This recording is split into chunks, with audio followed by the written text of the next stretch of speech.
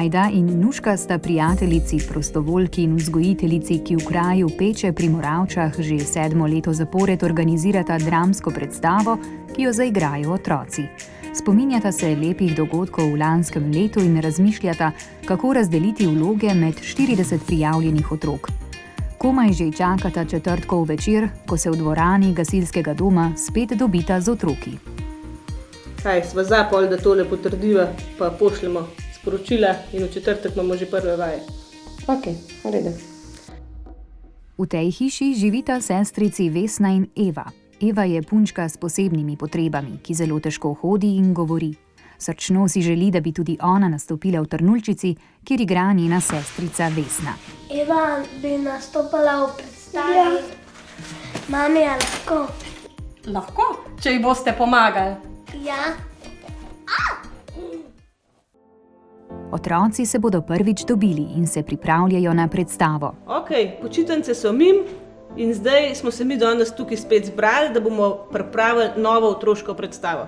Vi še ne veste, katera bo, zaradi tega, ker smo mi mamicam vašim naročili, da ne smejo čist nič povedati, ampak z Nuško pa že veva, a ne, ker smo se pripravljali cel poletje, da se bomo mi tukaj dobili in letos bomo igrali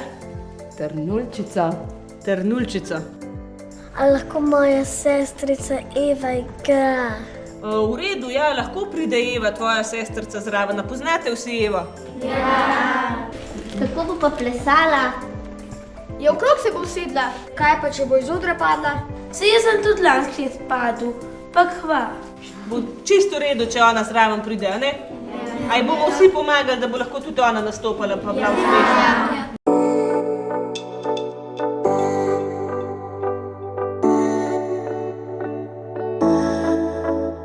Obisk imamo.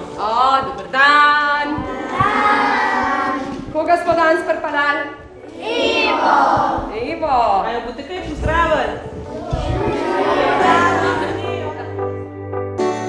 Zdaj pa so potrebne vaje, učenje teksta na pamet, igra na odru in ponavljanje, dokler ni odlično.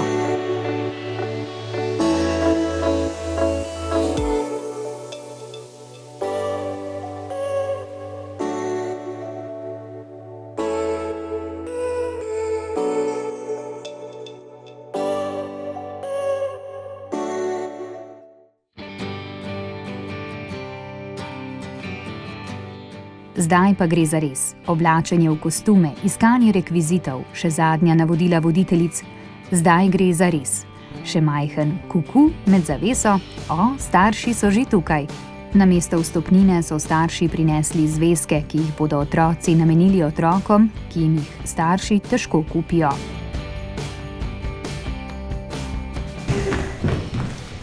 Kako sem vesela, da imam vsaj tako tiče, kamor se lahko maknem. Živali.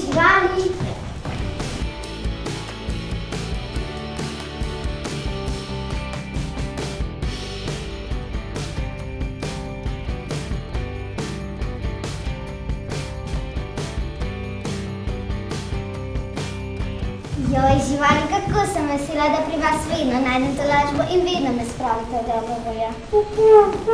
Kaj te pa danes ti že pruciska? Nič posebnega, saj sem pravzaprav srečna. Veste, jutri je moj 16. rojstni dan in menda bo potem vse drugače.